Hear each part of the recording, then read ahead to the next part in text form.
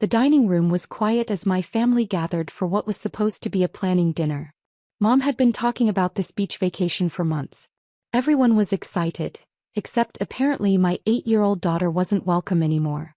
"We need to talk about the sleeping arrangements," Mom said. "The villa only has 4 bedrooms, and with your brother bringing his new girlfriend, we're tight on space." My daughter sat beside me, coloring quietly, completely unaware of what was coming. "I think it would be best if Emma stayed home this time," Mom said, not even looking at my daughter as she spoke. "She's young. She won't remember it anyway, and honestly the activities we have planned are more adult-oriented." The table went silent. My sister looked down at her plate. My brother shifted uncomfortably but said nothing. "You're asking me to leave my daughter behind?" I asked, keeping my voice steady. "It's not personal, but let's be realistic. We're planning wine tastings, late dinners, water sports. A child would just slow us down. Plus, the photos would look better without coordinating around nap times." "She doesn't have tantrums," I said quietly. "And she's been looking forward to this." Dad cleared his throat. "Your mother has a point. This is supposed to be sophisticated. Maybe Emma would be more comfortable at home." My daughter's hand stopped moving across the page. She understood enough to know they were talking about her, even if she didn't grasp the full cruelty of it. "Remove your child from the vacation," Mom declared, setting down her glass with finality. "She doesn't fit with our image. We're trying to create a certain atmosphere, and having a child there would ruin the aesthetic we're going for." Emma's eyes started to well up. She looked at me, confused and hurt. I smiled gently at her, then pulled out my phone. "I understand. Let me just make a quick call." Mom looked satisfied, assuming I was calling a babysitter. My brother started discussing excursions. My sister finally looked up, relieved. I dialed the resort while everyone resumed eating. "Hello, Seaside Vista Resort? This is regarding reservation 847293.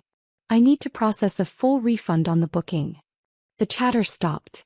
"Yes, the entire reservation. The villa rental, all activity packages, the welcome dinner, everything." Mom's fork clattered against her plate. "Refund what?" I held up one finger, continuing my conversation with the resort representative. "No, there's no problem with your service. It's a family matter. Yes, I understand there's a cancellation fee for the activities. That's fine. Please proceed with processing the refund for the remaining amount." "What are you doing?" Dad demanded, his face reddening. I ended the call and opened my banking app, showing my mother the screen. The transaction was clearly visible. A $3,000 deposit to Seaside Vista Resort with my name on the payment. "That's the deposit I put down 3 months ago," I explained. "The remaining $8,400 was due next week. I was going to pay that too." Mom's face went pale. "You paid for the villa?" "The villa, the activities, the transfers, the welcome dinner. All of it. I wanted to do something special for your retirement. I was going to cover everything." My brother's girlfriend looked between everyone, clearly confused about what was happening. My sister had gone very pale. Wait a minute," Dad started, but I continued. "The resort is processing the refund. It should be back in my account within a week. Without the booking, there's no vacation. You can't just cancel it." Mom's voice rose. "We've been planning this for months." "You have been planning," I agreed. "But I was paying. And since my daughter doesn't fit your image, I assumed you'd prefer to make other arrangements." My brother finally spoke. "This is insane. You're canceling everyone's vacation because Mom suggested Emma stay home." "Mom didn't suggest. She declared. She told me to remove my child from a trip I was funding because an 8-year-old doesn't match the atmosphere she wants." Emma had stopped crying and was watching the adults. I squeezed her hand reassuringly. "How much did you say the total cost was?" my sister asked quietly. "The deposit was $3,000. The remaining balance would have been another $8,400, so $11,400 total for the week. That covered the 4-bedroom villa, all the activity passes, the meal package and transportation." Dad's jaw tightened. "And you were going to pay all of that?" I thought it would be a nice gift for Mom's retirement. A chance for the whole family to make memories together. But apparently not the whole family is welcome to make those memories. Mom's hands were shaking as she reached for her wine glass. "I didn't know you were paying for it. I thought we were all splitting the cost." You never asked who was paying, I pointed out. You just started planning activities and announcing sleeping arrangements. Arrangements that didn't include my daughter. We can figure this out, Dad said, his tone shifting to the one he used when negotiating business deals. Let's not be hasty. Maybe we can adjust the plans to be more kid-friendly. I shook my head. The refund is already processing. The reservation will be cancelled by morning. Call them back, Mom demanded. Tell them it was a mistake. It wasn't a mistake, I replied. You made it very clear that Emma isn't welcome. I'm simply respecting your wishes by ensuring she won't be somewhere she doesn't fit in. My brother leaned forward. Maybe Mom was out of line, but you're punishing all of us. I was looking forward to this. Were you? Because when Mom told me to leave my daughter behind, you didn't say a word. None of you did. The silence confirmed everything. My sister finally spoke. I didn't know what to say. You could have said it was wrong, that this was supposed to be a family vacation and Emma is family. But you didn't. Mom set down her wine glass and I could see her mind working, trying to find an angle. What if we apologize? What if we promise Emma can come and we'll plan activities she'll enjoy? The refund is already processing, I repeated. And honestly, even if I could reverse it, I wouldn't want to. This dinner showed me exactly how you all view my daughter. She's an inconvenience, something that ruins your aesthetic. That's not an environment I want her in for a week, beach or no beach. You're being unreasonable, Dad argued. You're throwing away a $12,000 vacation over a simple disagreement. An $11,400 vacation, I corrected. And it wasn't a disagreement. It was my mother telling me my child wasn't good enough to join the family trip. That's not something I'm going to compromise on. Emma tugged on my sleeve. Mom, can we go home now? Of course, sweetheart. I stood up, gathering our things. We have some planning of our own to do. Planning for what? My brother asked. Well, I'll be getting my $3,000 deposit back in a week. That's enough for a nice mother-daughter trip. Maybe we'll go to that water park Emma's been asking about. Or maybe we'll do our own beach vacation, just the two of us.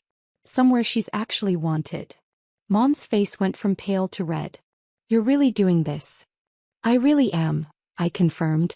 You taught me something important tonight, Mom. You taught me that you value appearances and sophistication more than you value your granddaughter. That's good information to have. I took Emma's hand and headed toward the door. Wait, my sister called out. What are we supposed to do now? Some of us already requested time off work. I paused at the doorway. I guess you'll do what I would have had to do if I'd followed Mom's demand. You'll figure it out on your own. Maybe you can all pool your money and book something else. I'm sure you can find a nice villa that fits your image. It just won't be the one I was paying for. This is ridiculous. Mom stood up, her chair scraping against the floor. You can't hold the entire family hostage because your feelings got hurt. I'm not holding anyone hostage, I said calmly. I'm simply choosing not to fund a vacation that my daughter isn't welcome on. That seems perfectly reasonable to me. As Emma and I walked to the car, I could hear raised voices starting in the dining room. My phone began buzzing before we even pulled out of the driveway. First my sister, then my brother, then my father. I let them all go to voicemail. Emma was quiet on the drive home, processing everything that had happened. Mom, she finally asked. Why didn't Grandma want me to go on the trip? I chose my words carefully. Sometimes grown-ups make bad decisions and say hurtful things. What Grandma said wasn't okay, and I wasn't going to let her treat you that way. But now nobody gets to go on the vacation. That's right. But you know what? We're going to plan our own adventure, just you and me. Would you like that? Her face brightened a little. Really? Really? We can go anywhere you want. Beach, mountains, theme park. Your choice. By the time we got home, I had 17 missed calls and a dozen text messages. My brother's was particularly entitled, Mom's crying. Hope you're happy. Just call the resort back and fix this. My sister's was more measured but equally manipulative. I understand you're upset, but this affects all of us. Can we please talk about this like adults? My dad's was the most revealing. Your mother didn't mean it the way it sounded. She's just stressed about the planning. Don't throw away money out of spite. Not one of them acknowledged that what Mom said was wrong. Not one of them apologized on her behalf, or their own. They were only concerned about losing their vacation. I texted my brother back. The resort has my decision. Enjoy your summer at home. To my sister, I did talk about it like an adult. I made an adult decision not to fund a trip my daughter was excluded from. To my dad, this isn't about spite. It's about self-respect. Something I'm teaching Emma by showing her she doesn't have to accept being treated as less than. The next morning, I received a confirmation email from Seaside Vista Resort. The reservation had been canceled. The refund minus a $400 cancellation fee for the activity packages would be processed within a week. My phone rang. It was Mom. The resort sent me a cancellation notice, she said, her voice tight. This is really happening? It really is. I think you're overreacting.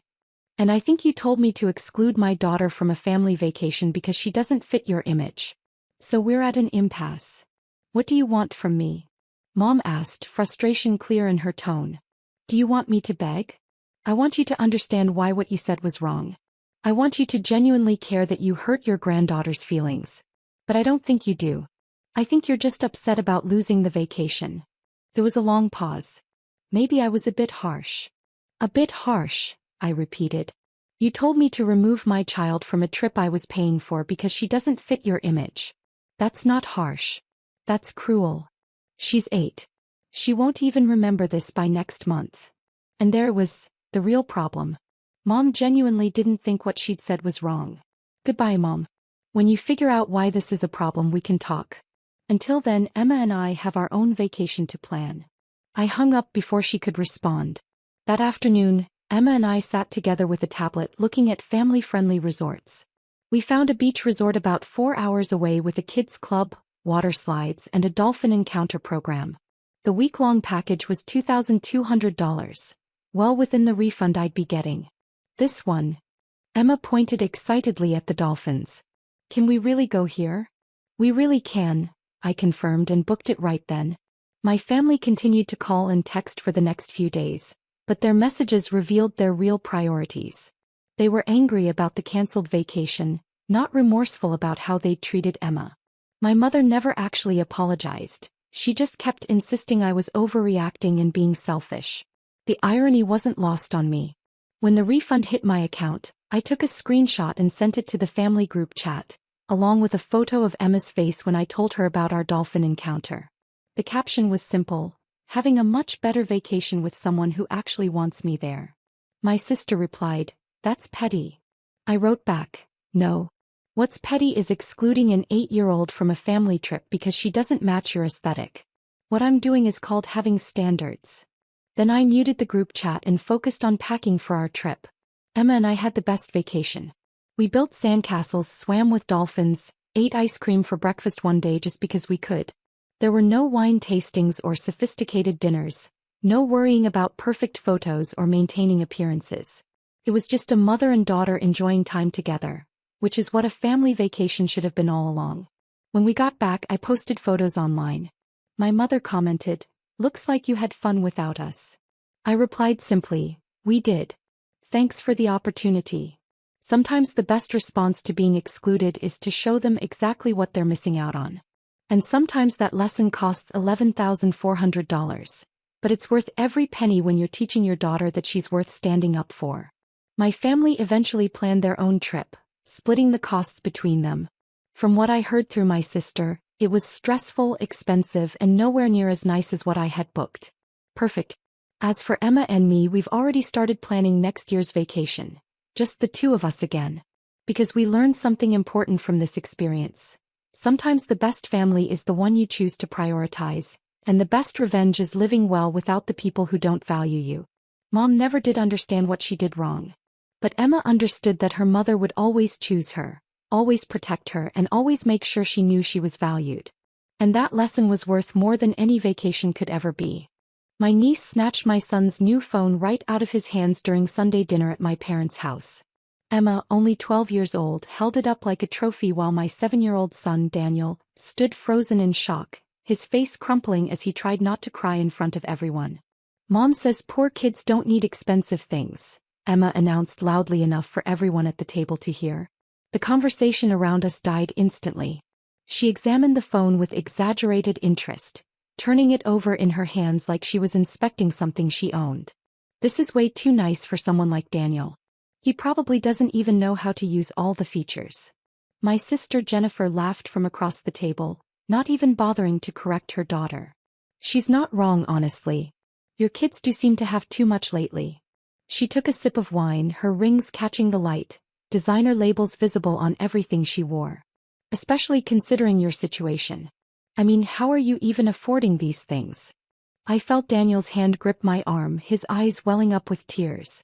My daughter Sophie, 9 years old, had stopped eating and was staring at her plate, her shoulders hunched like she wanted to disappear. The entire family had gone quiet, waiting to see how I would respond. My brother looked uncomfortable but said nothing. My parents exchanged glances but stayed silent. Emma, please give Daniel his phone back, I said calmly, keeping my voice level. Why? Jennifer interjected before Emma could respond. Maybe it's a good lesson for him. Not everyone gets to have the latest iPhone, especially when their parents are barely making ends meet. My father cleared his throat uncomfortably. My mother suddenly became very interested in her mashed potatoes. No one defended me. No one questioned Jennifer's assessment of my financial situation. I had been paying Jennifer's mortgage for 3 years. Every month, without fail, $2,000 transferred from my account to hers on the first of the month. He didn't know. She thought our late grandmother's trust fund was still somehow covering it. Some magical account that never ran dry. I had let her believe that lie because family was supposed to help family quietly, without expectations or recognition. But that was just the mortgage. There were other things too. The car payment on her luxury SUV, the one she claimed was essential for her image as a boutique owner. The private school tuition for Emma and her younger brother Tyler, because public school wasn't appropriate for their social development. The credit card I had paid off twice when her business expenses got out of control after buying too much inventory that didn't sell. Jennifer's boutique clothing store had been hemorrhaging money for 2 years, but somehow she always seemed to stay afloat, never questioning how the bills kept getting paid. Jennifer, that's enough, I said quietly. Emma, the phone. Now. Emma looked at her mother, who shrugged. Let her have it back, him. We can't help that some people don't understand financial responsibility. The phone clattered onto the table. Daniel grabbed it quickly, checking for scratches. I put my arm around both my children and stood up. We're going to head out early tonight, I announced. The kids have school tomorrow. Oh, come on, Jennifer said, rolling her eyes. Don't be so sensitive. I'm just being honest. You've always been too proud to admit when you're struggling. I smiled. Actually smiled. Because in that moment I made a decision. You're absolutely right, I told her. I should be more honest about my financial situation. The drive home was quiet. Daniel held his phone protectively in his lap. Sophie kept looking at me with worried eyes. Mom, are we poor? Sophie finally asked as I pulled into our driveway. No, sweetheart. We're not poor. Then why did Aunt Jennifer say that? I parked the car and turned to face both of them. Sometimes people don't know the whole story. But that's going to change soon. That night, after the kids were in bed, I sat at my kitchen table with my laptop and my phone. I opened my banking app and looked at the scheduled transfers. There were 5 of them, all going to Jennifer or accounts in her name. Mortgage, $2,000 monthly. Car payment, $650 monthly. Private school tuition, $1,500 monthly. Store lease, $2,800 monthly. Emergency fund, $500 monthly. $7,450 every single month for 3 years. That was $268,200.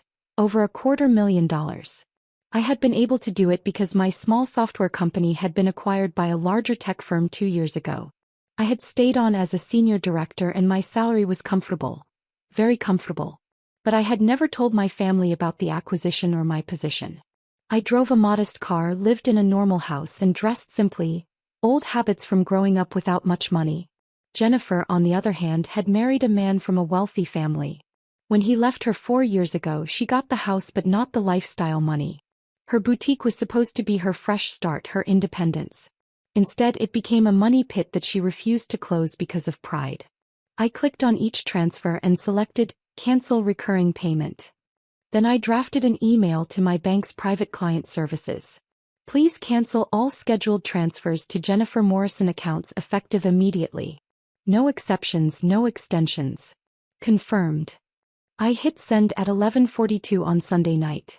Monday morning arrived with texts from Jennifer. Casual ones. A funny meme. A complaint about Emma's math homework. Nothing unusual. Tuesday the first mortgage payment bounced. Jennifer wouldn't know yet. Those notifications took a few days. Wednesday I took the kids to their favorite pizza place after school.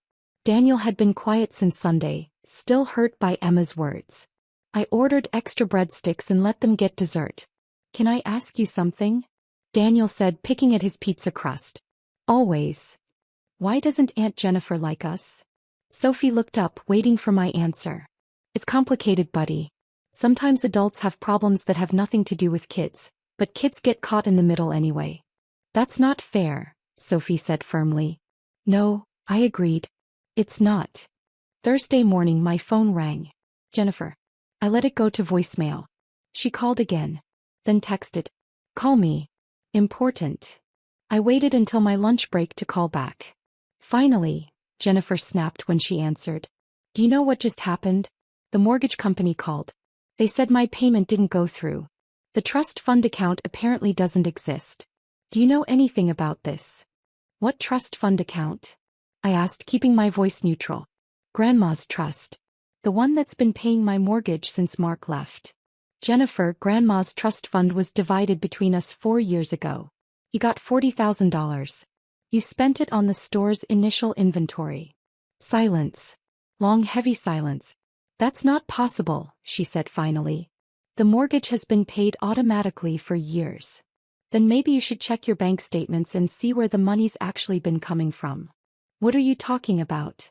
I'm talking about being honest about financial situations. Like you said I should be on Sunday. I could hear her breathing change. What did you do? I stopped being poor, I said simply. And I stopped making you rich. Check your accounts, Jennifer. All of them. The car payment bounced too. And the school tuition. And your store lease. You. Her voice went up an octave. You've been paying my mortgage? And your car. And Emma and Tyler's school. And your boutique rent. And your emergency fund. $7,450 a month for 3 years. That's not, you can't afford. I couldn't afford it, I corrected. If I was barely making ends meet like you told everyone. But I'm not poor, Jennifer. I never was. I just let you think I was because it seemed easier than explaining where my money actually came from. Your software company, she said slowly. The acquisition. Oh my God, that was real. I had mentioned it once 2 years ago at a family dinner. Jennifer had laughed and said I was exaggerating, that small companies like mine didn't get acquired for real money. Everyone had agreed with her. I hadn't brought it up again. Very real, I confirmed. Real enough to pay your bills for 3 years while you insulted my children and told everyone I was struggling. I didn't mean. Emma was just being a kid. Emma was repeating what you told her. That poor kids don't need expensive things, that my kids have too much, that I don't understand financial responsibility. I'll talk to her. I'll make her apologize. The damage is done, Jennifer. And the money is stopped. All of it. Permanently. You can't do this. The mortgage is due in 5 days. The school payment already bounced. My store lease. Not my problem anymore. Mom and Dad will never forgive you for this. Abandoning family. Actually laughed. Abandoning family? I spent $268,000 keeping your life afloat while you mocked my children. That's not abandonment. That's 3 years of quiet sacrifice that you mistook for weakness. 200. She couldn't finish the sentence. $268,200. I have the bank statements. Every transfer, every payment, every time I covered your emergencies. All documented. I need that money, she said, and her voice had changed. The superiority was gone. My credit cards are maxed. The store isn't profitable. I can't lose the house. Then maybe it's time to make some changes. Sell the store. Downsize the house. Switch the kids to public school. You know, all the things you assumed I was already doing because I was supposedly so poor. This is cruel. No, I said firmly. Cruel is teaching your daughter that some children deserve less because of their economic status. Cruel is publicly humiliating your nephew over a phone. Cruel is letting your entire family believe I'm failing while you live off my success. I'm not being cruel. I'm being honest. Finally. She hung up. Within an hour my mother called. Jennifer says you've cut her off financially. Please tell me that's not true. It's completely true. But she'll lose everything, the house, the kids' school. She'll figure it out. She's a grown woman with a business degree. When did you become so heartless? I'm not heartless, Mom. I'm just done being everyone's silent bank account while being treated like their charity case. My father called that evening. Your sister is family. We help family. I did help. For 3 years. Quietly. Consistently. Until she decided to teach her children that my children are less deserving because we're supposedly poor. That's where my help ends. You're making a mistake, he warned. The only mistake I made was not telling everyone the truth 3 years ago. Friday afternoon, Jennifer showed up at my office. The receptionist called my extension, sounding apologetic. Your sister is here. She says it's urgent. I went downstairs. Jennifer was in the lobby and she looked different. No designer bag. No perfect makeup. She looked tired. Can we talk? She asked. Please. We went to the coffee shop next door.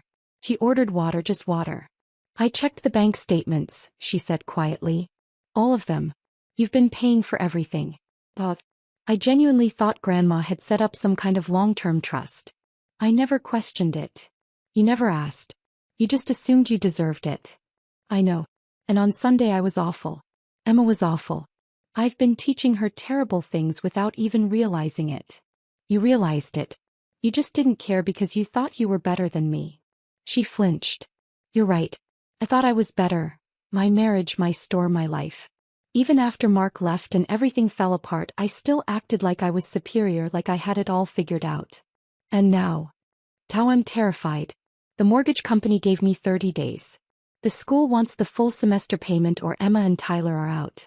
The lease on the store is up for renewal, and the landlord wants 3 months' rent in advance. So sell the store. Refinance the house. Make changes. I can't sell the store. It's all I have. It's a failing business that's been bleeding money for 2 years. It's not all you have. It's an anchor around your neck. She stared at her water glass. I don't know how to do this. I don't know how to start over. The same way I did when I started my software company. The same way I did after my divorce. You figure it out because you have to. Can I ask you something? She looked up at me. Why did you help me for so long if you knew I looked down on you? I thought about that for a moment.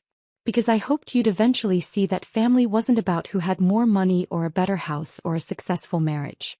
I hoped you'd realize that quiet support meant more than loud superiority. I was wrong. You weren't wrong, she said softly. I was just too stupid and proud to see it. So now you see it. What changes? Everything, she said. Everything has to change, starting with a real apology to Daniel and Sophie. They deserve that. But Jennifer, I'm not turning the money back on. That part is permanent. I understand. I don't deserve it anyway. I never did. We sat in silence for a while. The coffee shop bustled around us, but at our small table, everything was quiet. For what it's worth, Jennifer finally said, I'm sorry. For Sunday, for the last 3 years, for all of it. And I know sorry doesn't pay a mortgage. No, I agreed. It doesn't. But it's a start. She nodded and stood up. I should go. I have a lot to figure out. I watched her leave, walking to her expensive SUV that she wouldn't be able to afford much longer. My phone buzzed with a text from Daniel. Is Aunt Jennifer still mad at us? I typed back quickly. No, buddy. Everything's going to be okay. And for the first time in 3 years, I actually believed that was true. The call came during my quarterly review meeting with the regional director. My phone vibrated 3 times before I excused myself to check it. Mall security. My stomach dropped. Is this Sarah Martinez?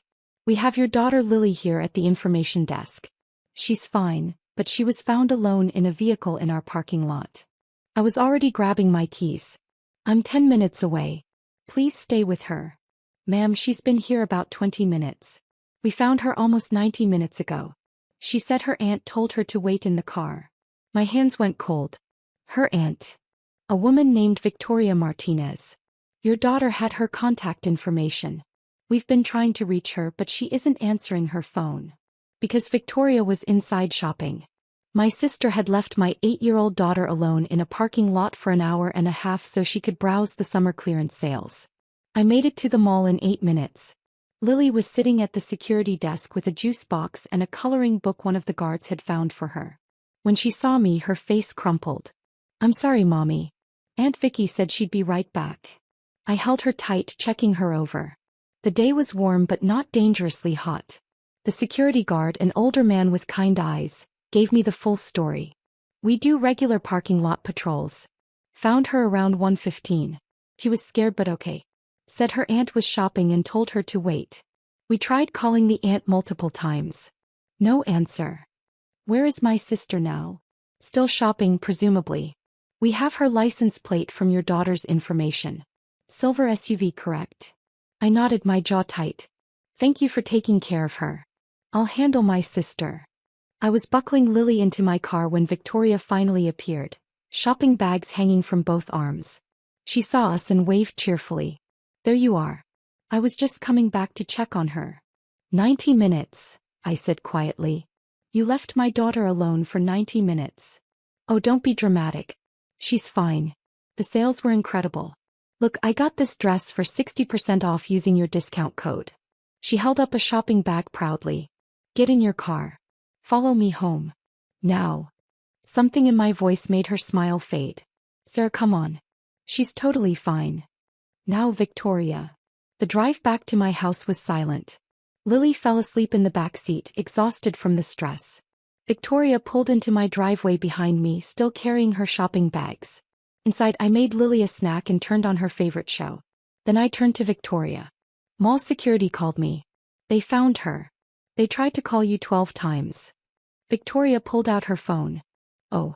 I had it on silent. The stores are so loud, you know. You left an 8-year-old child alone in a parking lot for an hour and a half. I told her I'd be right back. And I was coming back. You're acting like I abandoned her." "You did abandon her. She was found by security. They called the police. Did you know that? There's a report filed. Child Services was notified. That got her attention." "What? That's insane. She was fine. She was alone in a parking lot for 90 minutes while you shopped. Using my employee discount." Victoria shifted uncomfortably. "Okay, I'm sorry. I lost track of time. But everything worked out." "No. Nothing worked out. You endangered my child. And you've been using my employee discount for 2 years without asking. You said I could use it. I said you could use it once for your birthday. That was 2 years ago. I checked with corporate this morning. You've used it 47 times. That's fraud, Victoria." Her face went pale. "I thought it was fine. You never said I couldn't keep using it. Because I didn't know you were still using it. The discount is for immediate family only. Spouses, children, parents. Not siblings. I could lose my job. But you won't, right? I mean, they won't find out." I pulled out my phone and opened my work email. I had drafted a message during my drive home. "I'm reporting it. Right now." "Sir, wait. Don't do that. I'll stop using it. I promise. You left my daughter alone in a parking lot. You used my employee benefits fraudulently for 2 years. You haven't even apologized." "I just did apologize." "No. You made excuses. There's a difference." I hit send on the email. It went to my direct manager, copied to HR and loss prevention. Subject line: unauthorized use of employee discount. Victoria's phone buzzed. Then again. Then a third time. She looked at the screen and her expression changed. "What did you do?" "I revoked your access. The discount code I gave you is now flagged as stolen. Every purchase you made is being reviewed. You'll be receiving bills for the difference between what you paid and what you should have paid. That's thousands of dollars. 47 transactions over 2 years. I'd estimate around $12,000 in unauthorized discounts." Victoria stood up, her shopping bags forgotten. "You can't do this. I'm your sister. And Lily is my daughter. My daughter that you left alone so you could save money on clothes. I'll pay you back. Just tell them it was a mistake." "It wasn't a mistake. It was fraud. And child endangerment. 2 separate issues." Mom and Dad are going to hear about this. I already called them. They're coming over tonight. Victoria's confidence cracked. What did you tell them? The truth. That you left Lily alone in a parking lot and that you've been fraudulently using my employee discount for 2 years. They won't believe you. Mall security has video footage. My company has transaction records. There's nothing to believe or not believe. It's all documented. Victoria sat back down heavily. I didn't think it was a big deal, the discount thing. You work for corporate. I figured you had access to lots of discounts. I do. For me. Not for you. The company takes this seriously. Last year someone got fired for letting their roommate use their discount code 3 times. 3 times, Victoria. You used it 47 times. What's going to happen? You're going to receive a bill. You're going to pay it. If you don't, they'll take you to civil court. And the mall security report about Lily is going to child services. They'll investigate. Investigate me? No. They'll investigate whether Lily is safe around you. Which means you won't be able to take her anywhere unsupervised. Possibly not at all. Victoria's eyes filled with tears. I love Lily. I would never hurt her. You left her alone in a parking lot. That is hurting her. She was terrified. She thought something had happened to you. Security found her crying. I didn't know she was crying. Because you weren't there. My parents arrived at 6. My father's face was stone. My mother looked between Victoria and me trying to understand. Tell us what happened, Dad said. I laid it out simply. The parking lot, the 90 minutes, the security call, the discount fraud. All of it. Victoria tried to interrupt several times. It wasn't that long. She's exaggerating. The discount was basically a gift. Dad held up his hand. Victoria. Stop talking. He turned to me. You filed a report with your company? Yes. And with mall security. Child services was automatically notified because she's a minor who was found unattended. Mom looked at Victoria. You used Sarah's work discount without permission? She said I could use it once. I just kept using it. I didn't think it was a problem. 47 times, I said. Over 2 years. The company calls that systematic fraud. How much does she owe? Dad asked. Roughly $12,000 in unauthorized discounts. Plus potential fines from the company. They're still reviewing. Victoria started crying. I don't have $12,000. Then you'll make a payment plan, Dad said. You'll pay every cent. Sarah could lose her job because of this. I didn't mean for any of this to happen. But it did happen, Mom said quietly. You left Lily alone. That's unforgivable. She was fine. She was lucky, I corrected. She was lucky that security found her. Lucky that nothing happened. Lucky that it was a mild day. But luck isn't protection, Victoria. My phone buzzed. My manager. I stepped into the kitchen to answer. Sarah, I got your email. I need you to come in tomorrow morning. HR wants to discuss the situation. Am I in trouble? No. But we need to document everything. The fraud investigation is being opened formally. Your sister will receive certified letters within the week. And Sarah? I'm sorry this happened. You did the right thing reporting it. I hung up and returned to the living room. Victoria was arguing with our parents about payment plans, how she couldn't afford this and how I was ruining her life. Enough, I said. Here's what happens now. You pay back the money. All of it. You don't contact Lily unless I approve it. You don't come to family events where she'll be present unless I approve it. And you get help. Help. Therapy. Because people who make good decisions don't leave children alone in parking lots for 90 minutes. And they don't commit fraud against their own family. You're trying to control my life. I'm trying to protect my daughter. If that controls your life, that's because you made dangerous choices. Victoria looked at our parents. Are you going to let her do this? Dad stood up. We're going to support Sarah. He's right. You need help. And you need to face consequences. I can't believe you're all turning on me. We're not turning on you, Mom said. We're holding you accountable. There's a difference. Victoria grabbed her shopping bags and headed for the door. Fine. I'll pay your stupid money. But don't expect me at Christmas. I don't, I said simply. Not this year. Maybe not next year. Not until you understand what you did wrong. She slammed the door. My mother winced at the sound. Did we just lose her? Mom asked. No, I said. She lost herself. We're just refusing to pretend everything's fine. Dad hugged me. You did the right thing. It was hard, but it was right. After they left, I checked on Lily.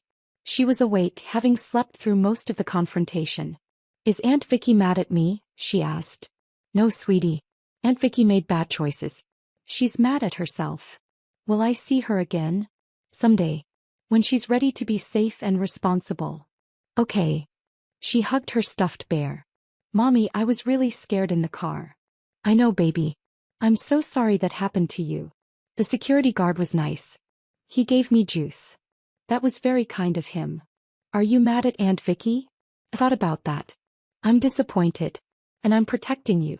Sometimes those feelings look like anger. Oh. She processed that. Can we have pancakes for breakfast? Absolutely. The next morning I met with HR and my manager. They reviewed the transaction records, 47 uses of my employee discount code by someone who wasn't authorized. The total amount of unauthorized discounts was actually higher than I thought, $14,300. We'll be pursuing repayment, the HR director said. This is a clear case of fraud. However, since you reported it immediately upon discovering the extent of the misuse, you're not being held responsible. Will this affect my employment? No. You acted with integrity. That's exactly what we expect from our management team. My manager walked me out after the meeting. Your sister is going to receive some pretty aggressive collection letters. Just prepare yourself for that. I'm prepared. She made her choices. How's your daughter? Scared but okay. We're working through it. Good. Take tomorrow off if you need it. Family leave. Thank you. Victoria's first payment letter arrived 3 days later. She called me screaming about lawyers and lawsuits and how I'd destroyed her credit. I let her yell for 2 minutes, then calmly explained that fraud has consequences and hung up. She called our parents. They told her to pay the bill. She called my ex-husband Lily's father. He told her she was lucky I hadn't pressed criminal charges. 2 weeks later, Victoria showed up at my door. No shopping bags this time. She looked tired. Can I come in? Lily's at a friend's house. You have 15 minutes. We sat in my living room. She twisted her hands in her lap. I talked to a therapist. Like you said. Good. She helped me understand some things, about boundaries and consequences and taking responsibility. I waited. I'm sorry. Really sorry. Not because I got caught, but because I endangered Lily and because I stole from you. That's what it was. Theft. Yes. I'm making payments to the company. It's going to take me 3 years. That's between you and them. I want to make it right with you. And with Lily. But I understand if that takes time. It will take time. Trust is rebuilt slowly. The therapist said I have some issues with impulse control and entitlement. We're working on it. Good. She stood to leave. Thank you for not pressing criminal charges. I know you could have. I still could. The statute of limitations is 3 years. I know. I'm going to prove you don't need to. I'm going to do better. After she left, I sat in the quiet living room. My phone buzzed with a text from my manager. Your sister's first payment cleared. Just FYI. Small steps. That's all anyone could take. Small steps toward accountability, toward change, toward rebuilding what had been broken. I picked up Lily from her friend's house that evening. She chattered about the games they'd played and the snacks they'd eaten. Normal kid stuff. Safe kid stuff. Mommy, can we go to the mall this weekend? I smiled. How about we go to the park instead? Okay. Can we get ice cream? Definitely. Some things needed time to heal. The mall could wait. Trust could wait. For now, we had parks and ice cream and the simple safety of knowing that the people around my daughter would keep her protected. That was enough. Celebrating our gifted children, my aunt bragged from the beach resort. No place for special needs kids. They all agreed, posing poolside. I liked their post. Then I called the resort manager, who works for me. Now their perfect vacation needs my approval. The notification popped up on my phone while I sat in the hospital cafeteria, stirring cold coffee I had no intention of drinking. My daughter, Emma, had just received her Speech Therapy Achievement Award upstairs. A small ceremony in the pediatric wing celebrating 6 months of progress. She'd managed to say 3 full sentences without stuttering, and the pride in her eyes had made every sleepless night worthwhile. I shouldn't have opened Instagram. But muscle memory took over, and there it was. A carousel of photos from my sister-in-law Jennifer's family beach trip to the Azure Coast Resort. 12 adults, 15 children, all smiling under palm trees and posing by an infinity pool that seemed to spill into the ocean. Every single member of my extended family was there. Except us. The first photo showed Jennifer raising a champagne glass, surrounded by my husband's brothers and their wives. The caption read, "Annual family getaway with our exceptional children. So blessed to celebrate their achievements together." I scrolled through the images. My nephew holding a soccer trophy. My niece displaying a perfect report card. Another cousin's son with a science fair medal. The comments section overflowed with congratulations and heart emojis. Then I reached the group photo. Everyone arranged on the beach at sunset. Children in matching white outfits. Adults in coordinated pastels. At the bottom Jennifer had written, "Our tradition continues. A week celebrating excellence with the kids who make us proud. No distractions, no drama, just pure family joy." My hands trembled slightly. Emma and I weren't just excluded. We were erased. I clicked on my mother-in-law's comment. "This is what family should be. Quality time with quality people. Some gatherings are meant for those who can truly appreciate them." My sister-in-law Amanda had added, "Agreed. It's important to create environments where everyone can shine. Can't have that energy brought down, you know?" The coffee tasted like ash. I set down my phone and looked out the window at the parking lot, trying to steady my breathing. Emma was upstairs with her speech therapist, probably showing off her award to anyone who would listen. She'd worked so hard, practiced every single day, cried through the frustrations and celebrated the tiniest victories. And her own family couldn't be bothered to acknowledge it. My phone buzzed with a text from Jennifer. "Hope you're not upset about the trip. We kept it small this year. Plus, you know how chaotic these things get. Didn't think Emma would enjoy all the noise and activities. We were really doing you a favor." I read it 3 times. Each word carefully chosen to sound considerate while delivering a blade between the ribs. Another text followed. "The resort is amazing though. Probably too sophisticated for kids who need special attention. Everything here is very fast-paced and stimulating. You understand." I understood perfectly. I opened my photos and found a picture from that morning. Emma in her dress, holding her certificate, beaming at the camera. Her speech therapist had called her our star student. The hospital staff had given her a standing ovation. I posted it to my Instagram with a simple caption. "So proud of this warrior. 6 months of speech therapy, and today she gave a speech that brought everyone to tears. True excellence comes in many forms." Within minutes, likes started appearing. Friends, colleagues, people who actually knew my daughter. Then I saw it. Jennifer had liked the post. The audacity made me laugh. A sharp sound that startled the elderly man at the next table. I pulled up my contacts and scrolled to a name I rarely called. Marcus Chin, general manager of Azure Coast Resort. We'd gone to business school together, back before I'd built my investment portfolio, before I'd quietly acquired controlling interest in 3 luxury properties along the coast, including Azure Coast. Most people didn't know about my investments. I'd kept them separate from family discussions, using my maiden name for business. My husband knew, but he traveled constantly for work and rarely engaged with his family's gossip. After his mother had made one too many comments about me being just a stay-at-home mom, I'd stopped sharing my professional life entirely. Let them think what they wanted. I had nothing to prove. He'll know. "Marcus, it's Diana," I said when he picked up. "I need you to pull up a reservation for me. Last name Thompson, checked in yesterday." I heard typing on the other end. "Got it. Jennifer Thompson, party of 27. Presidential suite and 4 adjoining ocean view rooms. They've booked the private beach pavilion for the week and made dinner reservations at our signature restaurant every night. What's the total cost looking like? Currently at $48,000 for the week. They've added spa packages and water sports activities. Could easily hit 60 by checkout." I did the mental math. Jennifer's husband was a dentist. Comfortable but not wealthy. My brother-in-law worked in sales. They'd probably pooled resources for this trip. Maybe even asked the family to contribute. All that money to celebrate excluding my daughter. I want you to upgrade them, I said. Marcus paused. Upgrade. To the royal villa.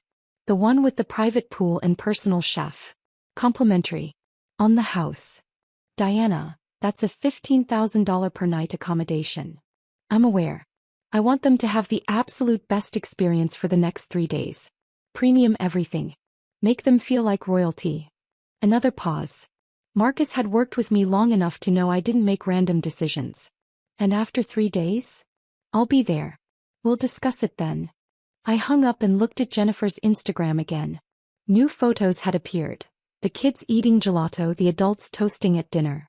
Everyone laughing, carefree, celebrating their exceptional children. I screenshotted every post. The next morning, Jennifer's stories showed their upgrade. The massive villa, the private pool, champagne and strawberries waiting in their rooms. The resort manager said we were such valued guests that they wanted to give us the VIP treatment. She'd written. Feeling so blessed. My mother-in-law had posted a video tour of the villa, ending with, "This is what happens when you're classy people. They recognize quality." I spent the next 2 days preparing. I worked with my lawyer to draft specific documents. I contacted the family advocacy group I'd been funding anonymously for the past 3 years. I made phone calls and confirmed arrangements. On the 3rd day, I packed Emma's favorite swimsuit, her new award tucked safely in my carry-on, and drove us to the airport. "Where are we going, Mama?" Emma asked, her speech still careful but clear. "To the beach, sweetheart. To show some people what real excellence looks like." The Azure Coast Resort sprawled across 12 acres of pristine coastline. I'd first invested in it 5 years ago when the original owners faced bankruptcy. My business partners and I had turned it into one of the region's most exclusive destinations. I'd visited twice before. Always quietly, always avoiding attention. Today was different. Marcus met us at the private entrance, away from the main lobby. "Everything's arranged. They're all at the beach pavilion right now. Some kind of family photo session." Perfect timing. I smoothed Emma's dress and took her hand. "Ready for an adventure?" We walked through the resort grounds, past manicured gardens and cascading fountains. Emma gasped at the tropical flowers, stopping to examine each one. No rushing. No pressure. We took our time. The beach pavilion sat on a private stretch of sand, white curtains billowing in the ocean breeze. Through the sheer fabric I could see my entire extended family arranged for photos. A professional photographer directed them, capturing what I was sure they believed was a perfect family portrait. Without us. I waited until the photographer called for a break. Then Emma and I walked onto the beach. Jennifer saw us first. Her smile froze, cocktail halfway to her lips. Then my mother-in-law, her expression shifting from confusion to something like annoyance. The others noticed the stares and turned. "Diana." Jennifer's voice pitched higher than normal. "What are you doing here?" "Visiting my property," I said calmly. Emma pressed closer to my side and I gave her hand a reassuring squeeze. "Thought I'd check on our guests." "Your property?" My brother-in-law laughed. "Come on. This place costs a fortune. You can't just walk in here." Marcus appeared beside me, tablet in hand. "Mrs. Matthews owns a controlling interest in Azure Coast Resort, sir. She's welcome anywhere on the property." The silence was profound. Even the ocean seemed to quiet. My mother-in-law recovered first. "This is ridiculous. Diana doesn't own anything. She's a homemaker." "I'm a private investor," I corrected. "I've maintained a low profile for personal reasons. But I think it's time we clarified a few things." I pulled out my phone and opened the screenshots of their Instagram post.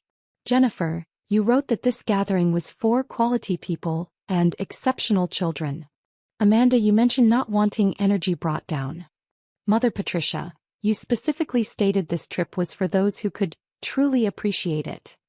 I looked at each of them. "You deliberately excluded my daughter from a family event because she has a speech delay. You celebrated your children's achievements while ignoring hers. You came to my resort, spent thousands of dollars and bragged online about excluding a 6-year-old child with special needs." Jennifer's face flushed red. "It wasn't like that. We just thought. You thought my daughter wasn't good enough for your perfect family photos." I held up Emma's award certificate. This week, while you were here celebrating report cards and soccer trophies, Emma received recognition for 6 months of intensive speech therapy. She gave a speech in front of doctors and therapists. She's worked harder for her achievements than any child here. The photographer quietly packed up his equipment. Several family members couldn't meet my eyes.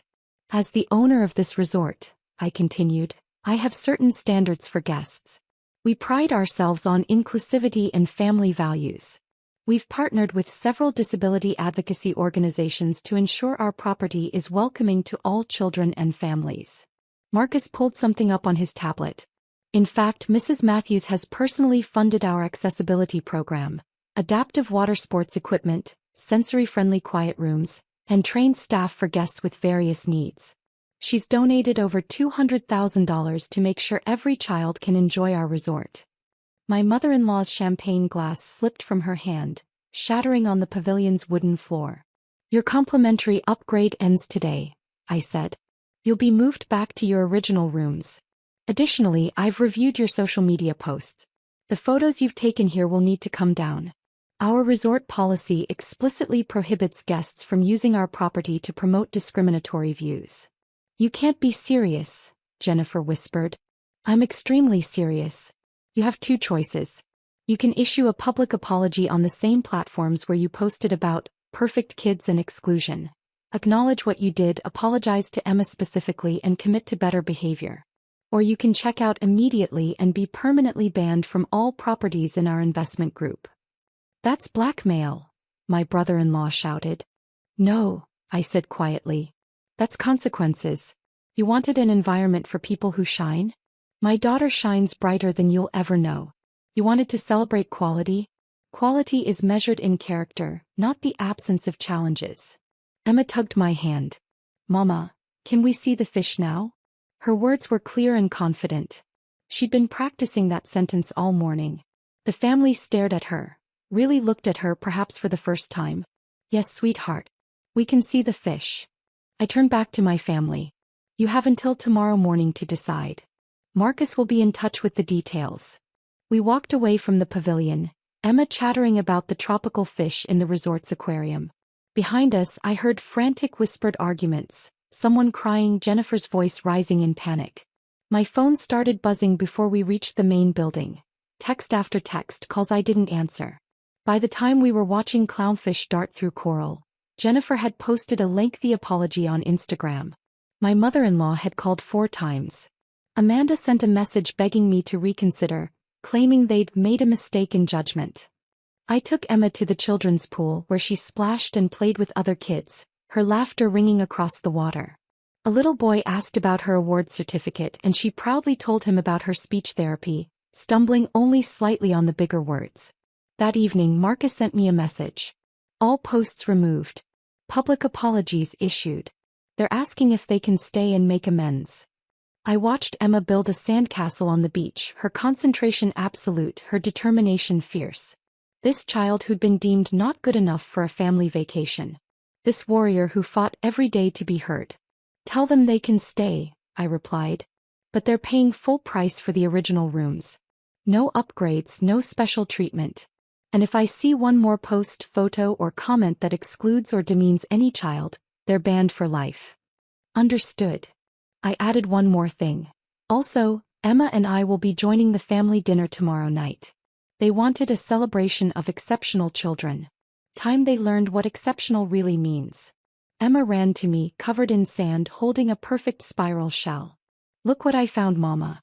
Isn't it beautiful? The most beautiful thing I've ever seen, I said, and I wasn't talking about the shell. My phone buzzed with another message from Jennifer. We're so sorry. Please let us make this right. We want Emma to know we love her. I looked at my daughter, who had never once asked why she wasn't invited on the family trip, who had simply been excited about her award. She deserved better than relatives who only valued her when forced to see her worth. But she also deserved the chance to be included, to experience what should have been hers from the beginning. Tomorrow night, I texted back. Bring your children. It's time they met their cousin properly. Emma found another shell, then another, lining them up in careful patterns. Her focus, her creativity, her pure joy in simple discoveries. These were gifts the family had been too blind to see. They'd wanted perfect. They'd gotten real. And if they were lucky, they'd learn the difference before it was too late. The sunset painted the ocean gold and pink. Emma held my hand, her small fingers sticky with salt water and ice cream. Somewhere in the resort, my family was probably panicking, scrambling, realizing the cost of their cruelty.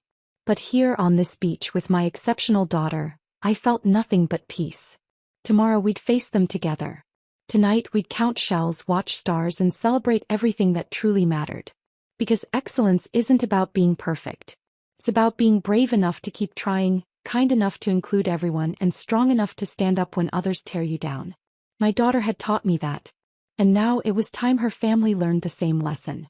The notification lit up my phone during Marcus's graduation ceremony. I was sitting in the third row watching my son walk across the stage to receive his engineering degree with honors. 4 years of late nights, scholarship applications, and watching him work 2 jobs to afford textbooks had led to this moment.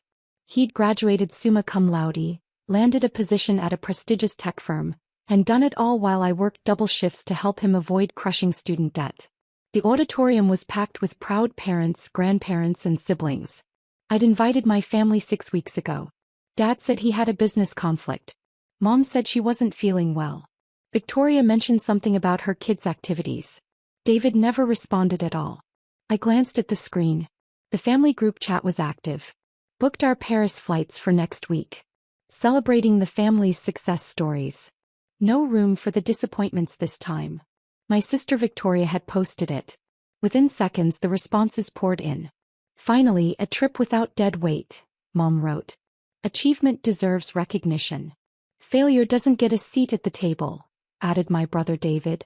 Dad's message was simple, family winners only. I stared at the screen. Marcus was shaking hands with the dean, his smile visible even from where I sat. The dean was saying something to him, probably congratulating him on his thesis. My phone buzzed again. Sarah, we know you're reading this. Stay home where you belong. I typed back, enjoy your trip. Then I turned my phone to silent and watched my son receive his diploma. The ceremony ended an hour later. Marcus found me in the crowd, his graduation cap tilted sideways, his face flushed with excitement. Mom, I did it. You absolutely did. I hugged him tight. I'm so proud of you. The whole family coming to dinner tonight? I hesitated. They had other plans. But this is about you, not them. His smile faltered slightly, but he recovered. You're right. Let's celebrate anyway. We went to his favorite restaurant, just the 2 of us. While Marcus talked about his job offer at a tech firm in Seattle, I made a decision. That night, after dropping him at his apartment, I sat in my car and pulled out my phone. I opened my banking app and navigated to the business accounts. Harrison Manufacturing had 7 different accounts under my control. Payroll processing, vendor payments, corporate expense cards, operating capital, emergency reserves, executive bonuses, and the marketing budget. My finger hovered over the screen for a moment. Then I made the call. Evening, Mrs. Harrison. What can I help you with? James Peterson had been my private banker for 12 years. He'd helped me restructure the accounts after grandmother died, set up the discrete payment systems that kept the family afloat, and never once questioned why I wanted my ownership kept quiet. James, I need to freeze all operational accounts for Harrison Manufacturing. Effective immediately. There was a pause. All of them? That's the payroll account, the vendor payments, the corporate cards. All of them. May I ask why? I'm exercising my authority as primary account holder and majority shareholder. No transactions should process until I authorize them personally. Understood. I'll need your verbal confirmation code. I provided it. How long until this takes effect? It's already done. The system updates in real time. The corporate cards will decline on the next attempted transaction. Any pending payments will be held for your review. Payroll is scheduled for Friday. Do you want that to process? I thought about it. The factory workers, the office staff, the people who actually made the business run, didn't deserve to suffer because my family was cruel. Payroll processes normally for all non-executive employees. Executive salaries require my approval. I'll flag those accounts. Anything else? Send me a detailed report of all transactions from the past 6 months. I want to see exactly what they've been spending, I'll have that to you by tomorrow morning. Thank you, James.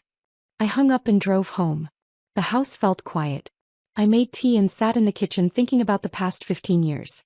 When Dad had his first heart attack, I was the one who paid the hospital bills, $240,000 for the surgery, ICU stay, and rehabilitation. Insurance covered some of it, but not enough. When the manufacturing plant nearly went under during the recession, I liquidated my investments to keep it afloat, $800,000 to cover payroll for 6 months while orders dried up. When Mom needed her hip replacement, when Victoria's husband left her with 3 kids and no savings, when David's restaurant failed, I covered it all. Victoria's divorce legal fees, $65,000. Her mortgage payments while she got back on her feet, 3 years at $4,000 per month. David's failed restaurant debts, $190,000. Mom's medical procedures over the years, another $300,000 easily. They never asked where the money came from. They assumed Dad had it handled or that the business was doing better than it was. I never corrected them.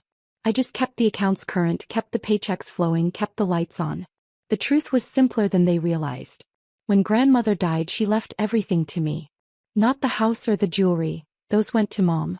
She left me her shares in Harrison Manufacturing, 68% of the company that bore our family name. Grandmother had watched me carefully over the years. How I handled money, how I worked, how I treated people. She saw something in me that the rest of the family missed.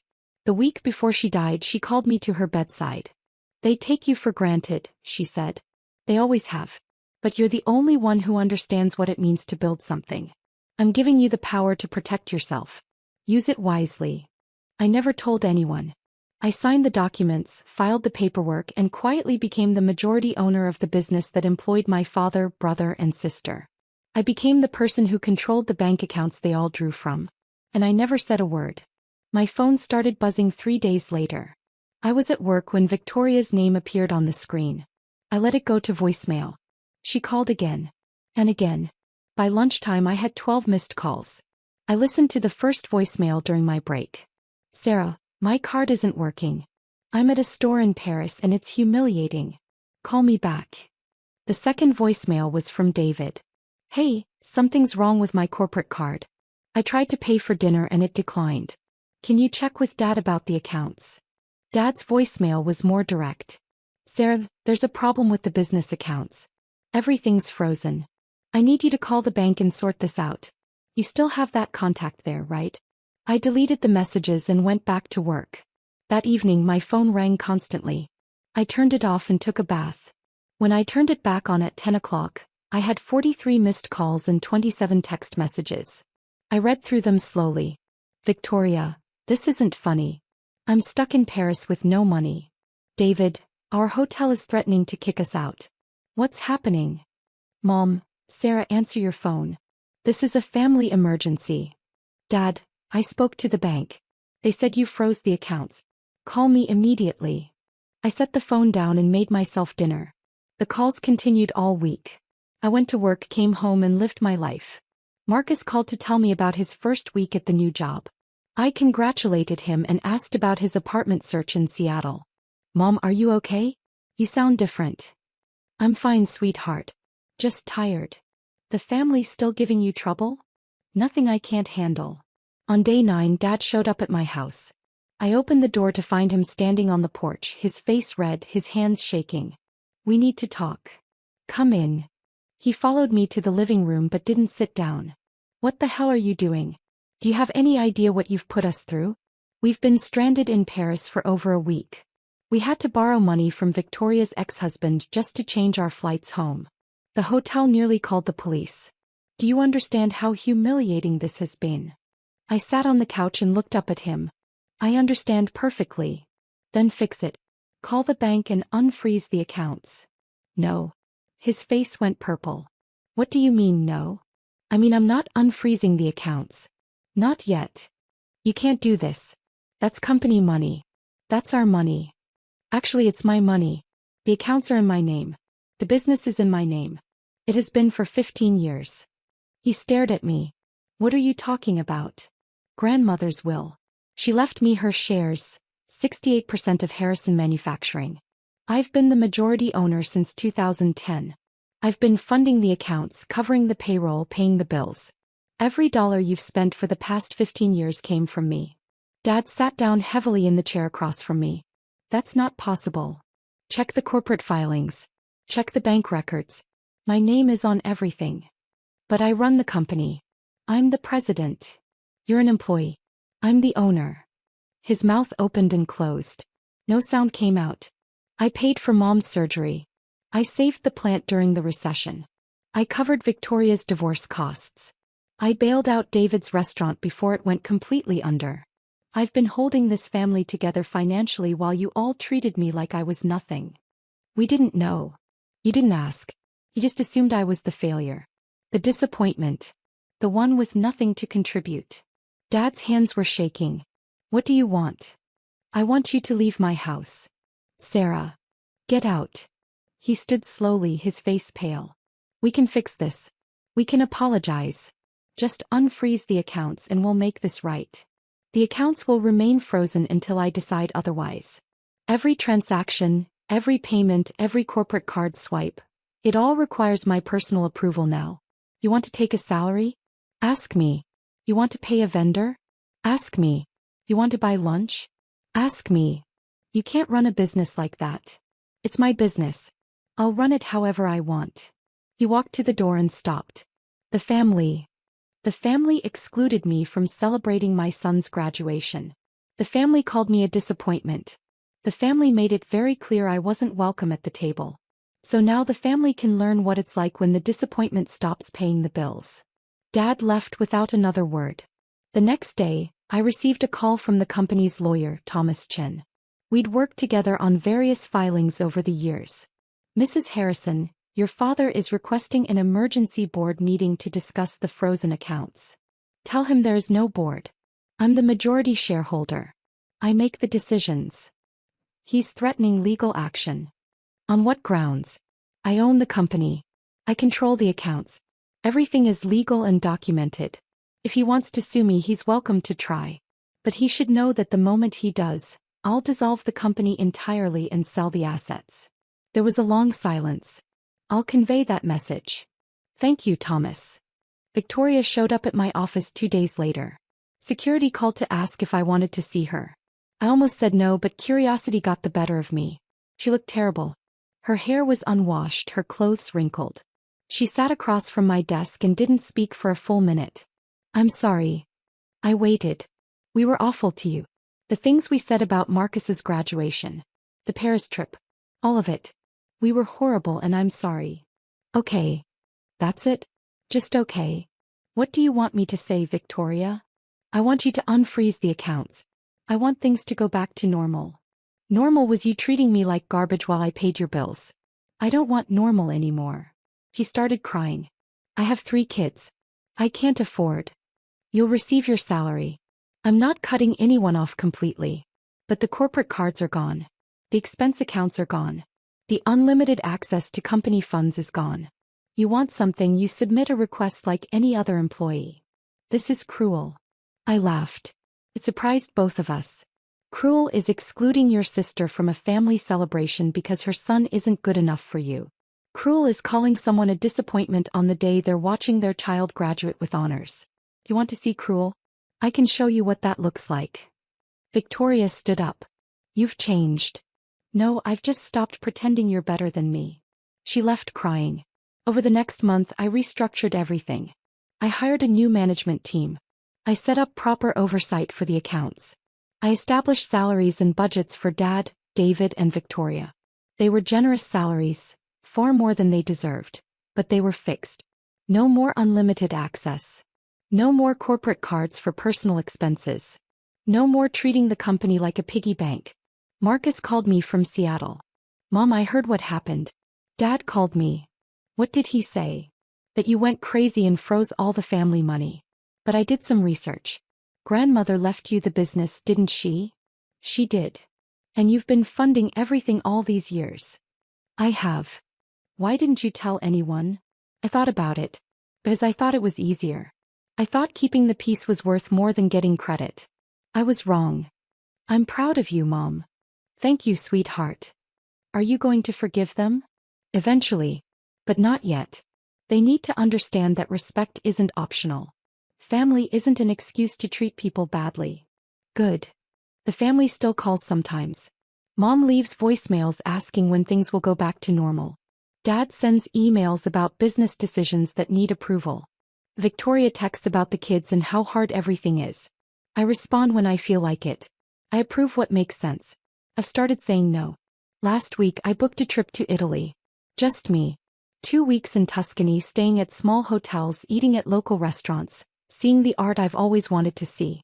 I posted a picture from the plane. Celebrating life. No room for people who made me feel small.